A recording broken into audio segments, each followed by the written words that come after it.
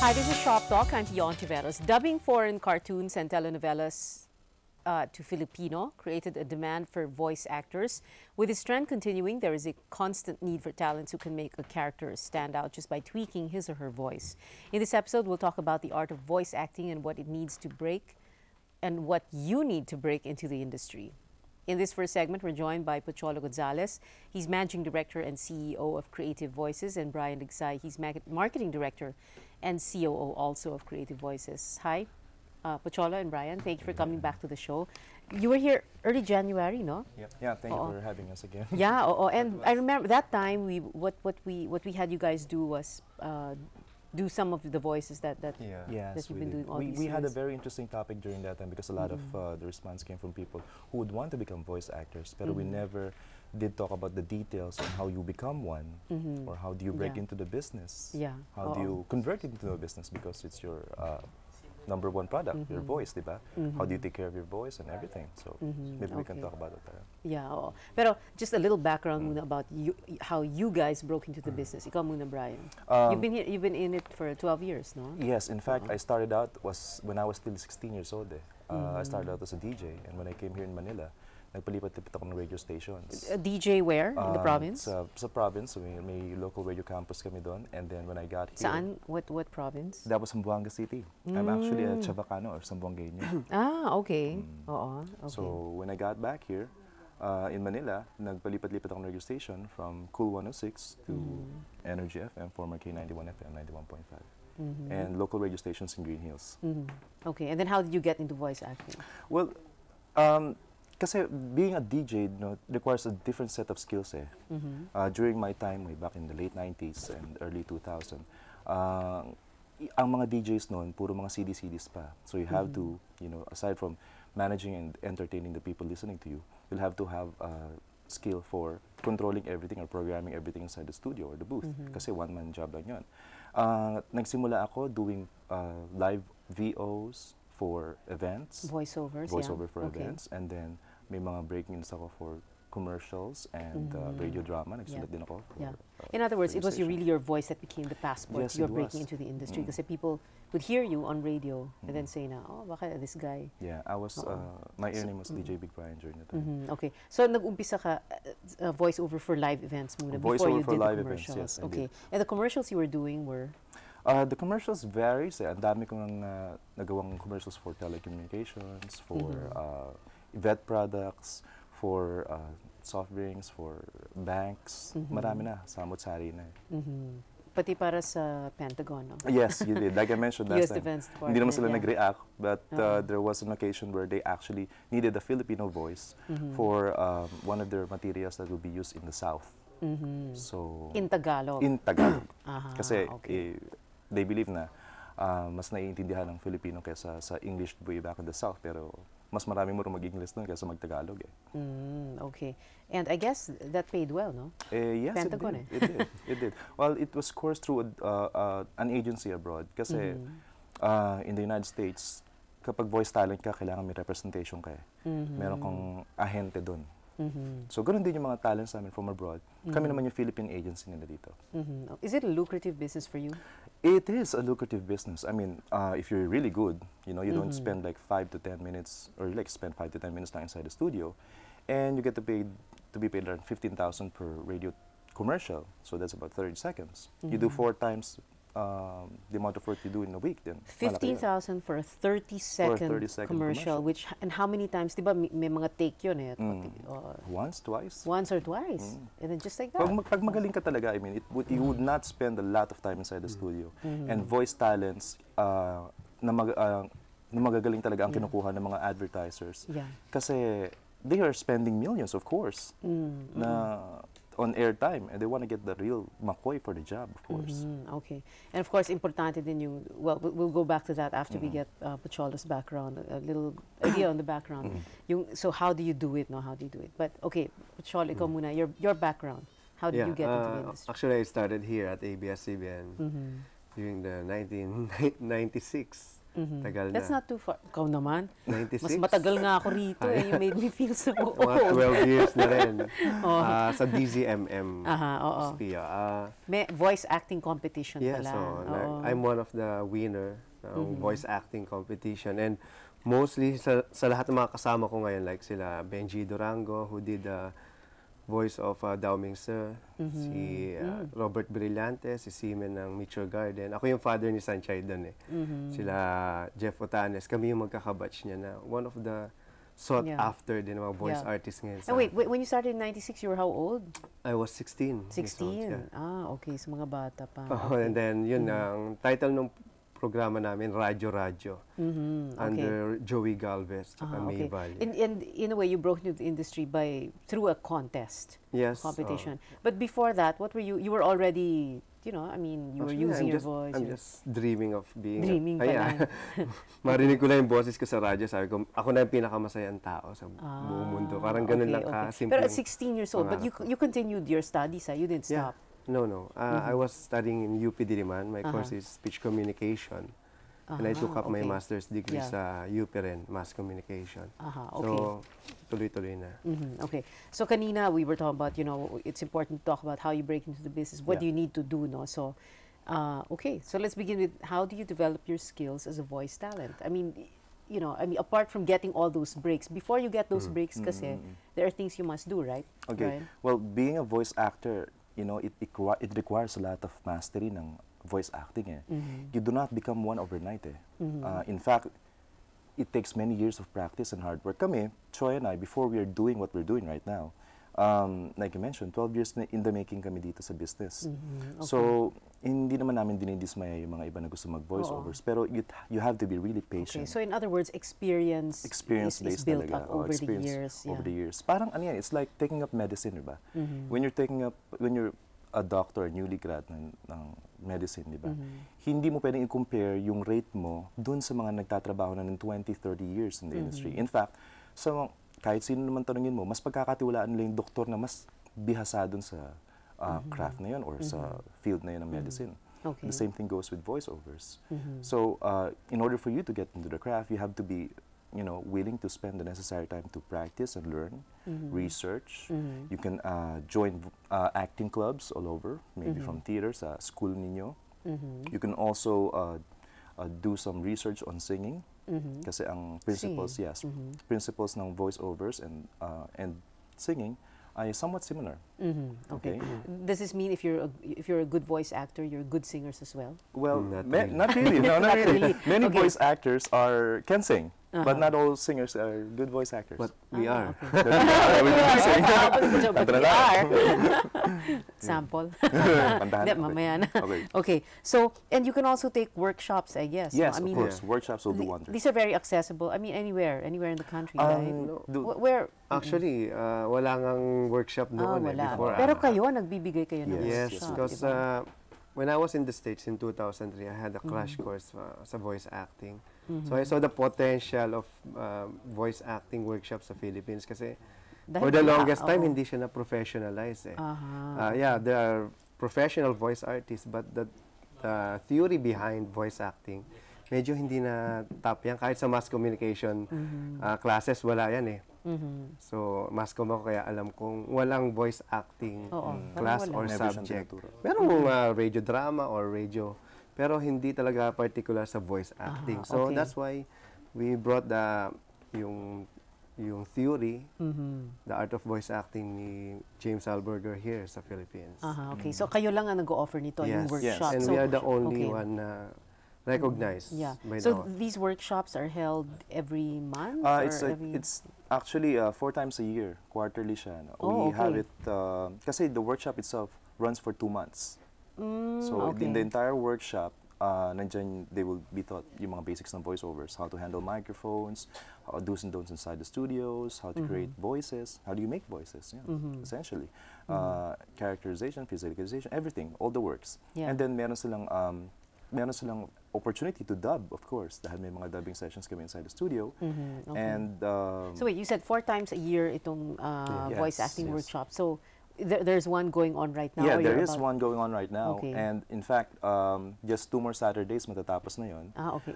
It's a weekend thing, no? It's a weekend thing, once every Saturday. Pero hindi porket once lang siya a week, wala na kayong gagawin eh. Kasi May and then, homework yeah, yan. may homework. The entire span ng homework nila would entail them doing research on characterization o di naman kaya practice scripts that they should record themselves at home. Tapos pakikinggan namin and then we will, of course, grade them or critique them in the end.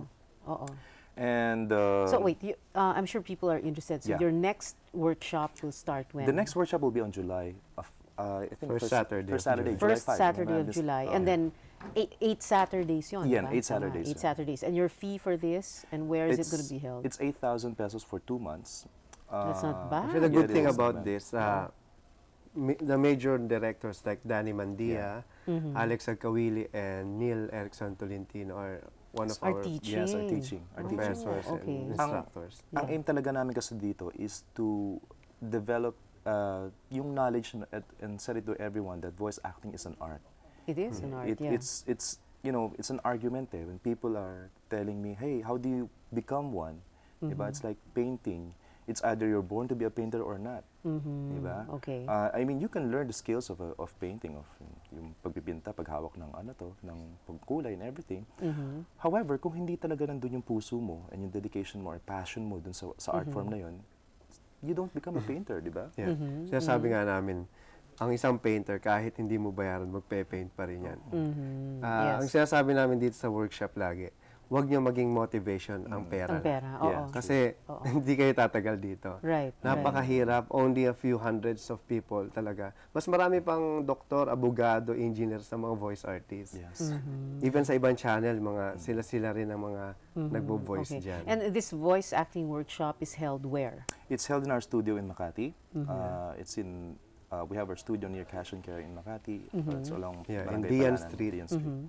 Okay. When, So, are you saying that once they attend that workshop, that's the passport already? No, no, not Hindi, really. diba? No, we. No.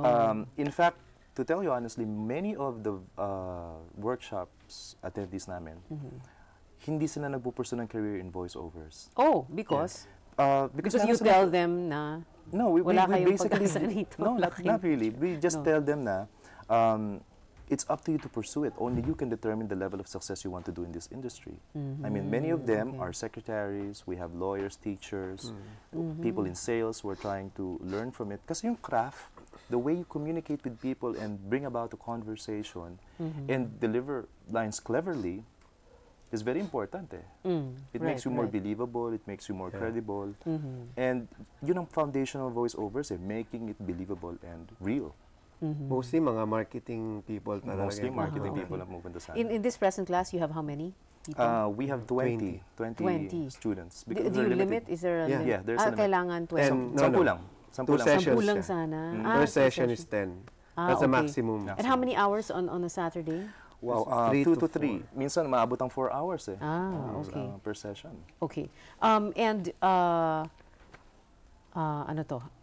There are some skills that are written down here, like, and I wanted you to just quickly go over it with me. You know, itong warming up your vocal cords, how to Yeah. properly put stress on words, the right volume and range, and developing resonance. Yes, Ano well. yan? Okay, was first up yung proper warm-up ng vocals. Just like singing, no? Lahat ng mga singers, kailangan nag-warm up yan bago bago kumanta. In the same manner, yung mga voice actors, they have to warm up their voice. Warm up meaning kailangan magbasa ka ng script, ng material, or you have to exercise your cheeks, your muscles, and your tongue, kasi those are important factors in delivering your lines. Like? Well, one example is whenever you go to a recording studio, bago ka dumating sa recording studio mo, is you will have to read out all the signs that you see. I do that. Okay. Okay. So, Anything you see along the way. Anything you see along the way. You might sound, crazy Yeah. or stupid. Bakit mo binabasa yan? But the point is, you're not doing it for them. You're doing it for yourself because you want to condition your voice to its prime that when you get to the studio, okay ka na. Pwede ka nang isalang. Kasi Okay. lahat ng mga billboards, pwede mong gawing audio yan eh. Like pag nabasa mo, sakay ka ng MRT, babasahin mo siya out loud. Nakakatawa siya pero it really helps. It really helps. Tapos tinitingnan ka na Oh, ng yeah, tao. Parang, especially in our ginagawa end, nito. ginagawa ng mga to. Pero yun kami. Yeah. Yeah, that's what we do. Okay. That's one. One other thing about getting to the industry is marketing yourself. Because so you take workshops and you know you're good.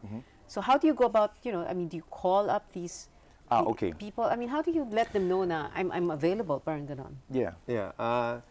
Kasi una-una sa lahat, dapat kilala ka rin ng mga recording studio. You should go there, like, present yourself if you're really good. And then they will make you some voice filing na tinatawag. Okay. So, Parang audition tape. parang audition CD Okay. or demo CD. Demo reel. Oo. Actually, it's not called demo reel Ah, it's anymore. not. Oh, It's what's it demo called? CD na. Demo CD. Kasi wala nang mga reels. Walang reel.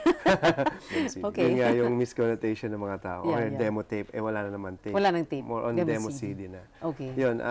Maraming mga recording studio sa Makati na pwede nilang puntahan. Like Hit Production, Sound Design, Cutting Edge, Liquid Pose. Na, And where do they get the addresses of these? Pwede they i-Google, can no? Google it. Madali lang. Pero, Okay. you know, Partner din So in namin other sila. words, parang put your foot in the door. Parang, well, word of Just- caution about yeah. that. You know, anybody can apply to be a news actor, or I mean, an Oh, on-screen yeah. actor or a newsman, di ba? Pero bakit hindi nakukuha kagad? Dahil kailangan mo ng set of skills and mastery and knowledge of the art bago ka sumalang doon. Syempre, paano ka nila pagkakatiwalaan kung hindi mo alam yung dapat mong gawin? The minute you step into the studio, dapat alam mo kung what you should do, right? How do you take care of yourself behind the microphone? And kasi for the longest time, ang voiceovers, ang conception ng voiceovers, pag minarket mo siya is through referrals. So people would ask, uy, sino mong kilala mo dito voiceover? Sinong ganyan, ganyan, ganyan. So, syempre, kung sino lang yung kilala, kung sino yung ano to, yun ang nabibigyan. Now, Okay. with the onset of technology, there is a wide range of ways for you to express your services. No? Online, offline, right? Creating demos. Iba rin kasi ang demo ng mga DJs, iba ang demo ng voiceovers, iba rin ang demo kung kakanta ka. So you should know how to create one. And of course, having proper knowledge and background about whatever you're trying to present. Kasi okay. Yeah. yung mga voiceovers, they have fortes eh. For example, ikaw magaling ka lang sa characterization, you might And consider... characterization is? Characterization is... Yun yung mga, di ba sa commercial may voiceover. Pero mga ano dyan, parang mga boses iba-iba na like yung sa isang commercial. Pare, sige-repeat at sige-repat. Nakaupo sa bangko. Umalis sige-repat. Bumili ng Pepsi. Ang ganun. Siya yung character voice. Tapos merong isang voiceover na standard na sasabihin. Yung 8 pesos na lang. Siya yung VO. Yun ang Okay. per Mas DK mahal yun NCR. kasi Yeah. standard yan. Like Yeah. yung sa mga telecoms, siya yung maganda masyadong Yeah. boses. Okay, so just a little review. Take workshops and Take study on workshops, your own, learn yes. as much as possible. Yes. And number 2, parang put your foot in the door, you know, Yes. send. Once you're confident about your skills, that's when you send out your demo CDs, parang ganon. You know, you could Oo. always ask for the help of voice coaches to properly tell you kung ano yung qualities ng boss mo na dapat mong alagaan. And pinpoint exactly what is it that you need to improve on. Okay. Kasi- And you guys do that, right? Yes, in we the do. workshop. We do. Oo. In the workshop, after the entire session, meron kami one-on-one recording with them, and we tell them exactly kung ano yung kailangan nilang i-improve on. Yeah. Okay. What do producers look for in a voice talent? Okay, number 1 ang hinahanap ng producer is the heart. Okay, the heart of the acting. Yeah. Kasi kahit gaan, it's always this misconception that whenever you have a good voice, pwede ka nang sumalang. Whenever malaki lang boses mo, pwede ka na maging voice-overs. In fact, karamihan ng mga DJs na kilala ko, mga kumpadres ko, hindi mga voice actors. Many of them cannot even perform for a commercial. Okay? Kasi iba yung acting eh. You know, you don't need to have a very big booming voice to become a voice talent. Mas accepted ngayon ang natural. What is in. Yeah. Problem kasi ng Because iba. not everybody, I mean, natural is what is the Natural rule, is diba? usual. Is Natural more is the rule than the exception. I mean, True. very few people have booming voices like, I can think of some. But, okay. So yung may puso, yung talagang, Yes. yung hindi lang boses. Hindi ng boses. Yeah, Kasi okay. quality of the voice comes second na lang eh. And madidinig naman kaagad yan kung may potential yung talent or wala eh. Makikita mo kagad dyan sa reading pa lang. Sa pagbasa Kasi pa lang. yung iba nagsising-song. That's what we call batibot style. Yung, talaga? Nakakatuwa ka naman. Oh, Eh, you know, magagana. yeah, some people, I don't know why, no, when we hear commercials or yung mga radio or even TV, many actors, actresses, or people on radio, they sound They tend to They sing tend to song. sing song. the sing-song and pare-pareho yung intonation. Yung pattern. Yes, pattern. Ano yun, parang Yeah. it's so... Siguro, yun ang Gosh, nakalakihan. Na napapakinggan. Mahirap. So parang they think na, yung talaga, ganun, everybody says, talaga, ganun. Pwede naman sila sabihin na, talaga? Talaga? Mas natural. Talaga? Okay. Well, we're going to break now, but yung, just very quickly, what's important about, to remember when you think about how to make a voice? For example, there's one here which is really interesting. Okay. You guys say that you have to think of shapes and color. What do you mean by that? Well, that's only one of the factors that you can consider Like- when creating voice. Like dark voice, yun nga kasi pwede mong i-relate ang dark sa boses eh. So, pag narinig mo yung dark, syempre parang masama. Ganun. You think of dark colors and big boses mo. colors. Pag ang naiisip mo ay itim, Pero pag puti, masaya yan. Masaya. Talagang masigla, maaliwalas. Uh-huh. That's the difference. You can relate talaga You can relate. yung voice sa mga colors.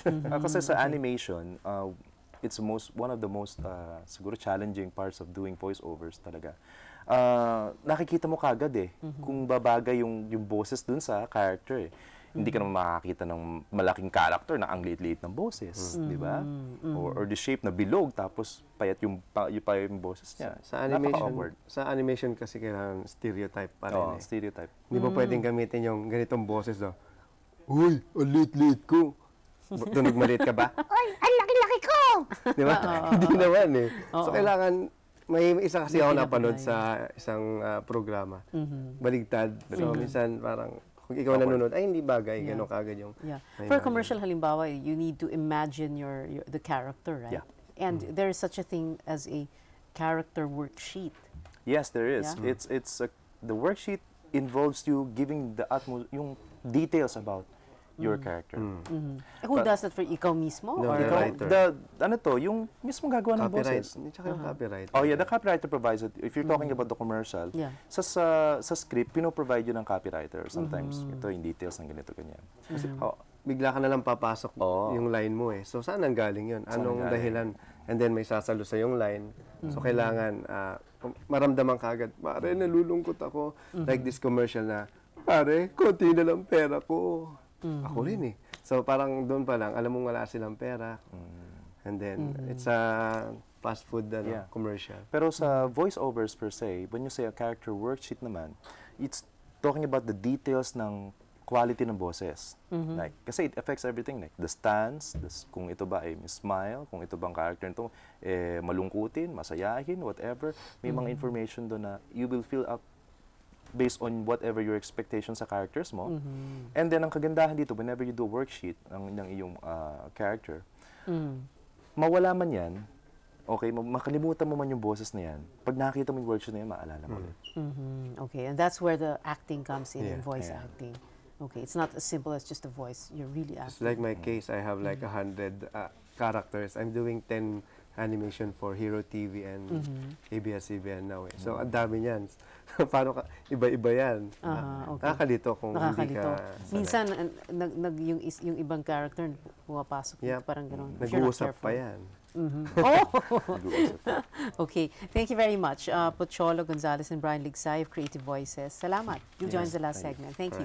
We're taking a break first. When we come back, we'll meet a voice talent who at a young age is already living her dream of becoming a dubber. Please stay tuned. We'll be right back.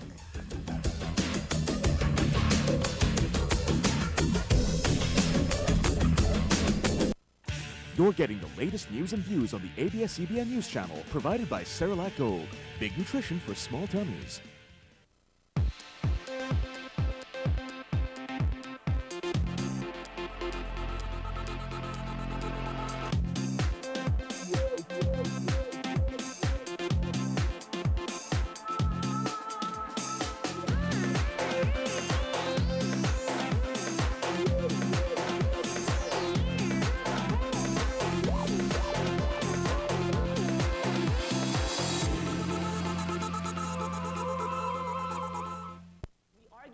status quo, it exists. That's the reason why the clash of the position is quite simple, Mr. Chair and Members House. I think it is unfair to force us to debate on the context of authoritarian countries. We are not saying, Mr. Chair, that we do not want them to be represented. This is a private matter that involves other parties like children, and therefore those boundaries should be collapsed. And if we put the basis, Mr. Chair, it will only exacerbate the problem. Sex education programs available for the society, ladies and gentlemen. Ladies and gentlemen. Ladies and gentlemen. Ladies and gentlemen. Ladies and gentlemen. Ladies and gentlemen. Square Off, The Odyssey, Wednesdays, 8 p.m.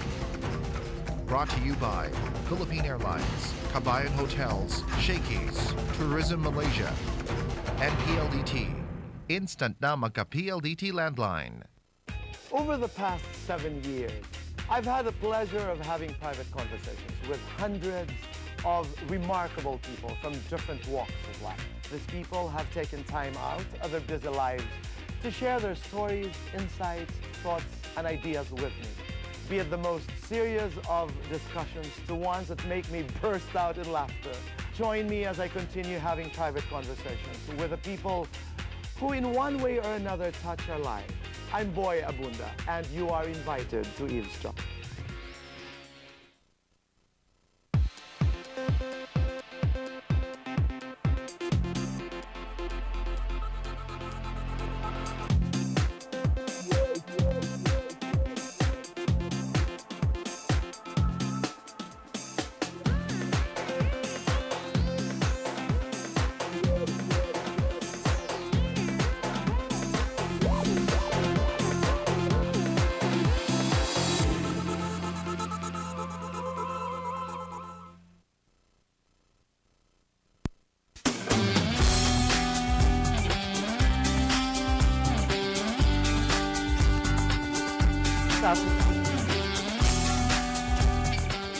Welcome back to Shop Talk. I'm Pio Ontiveros. We're still talking about voice acting. In this segment, we have Jill Fernandez. Jill won in a dubbing competition late last year. Hi, Jill. Tama ba ako?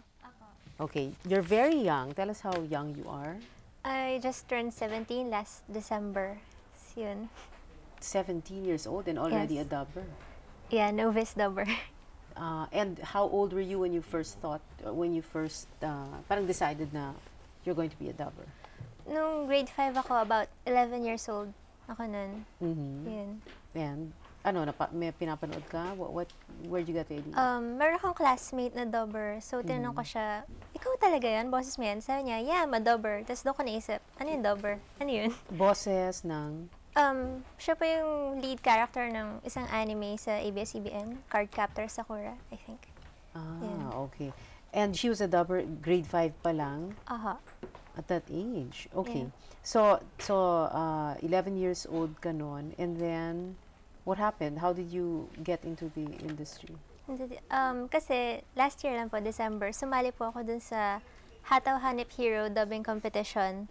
Tapos sinuwerte ako. Ng Hero TV? Ng ano?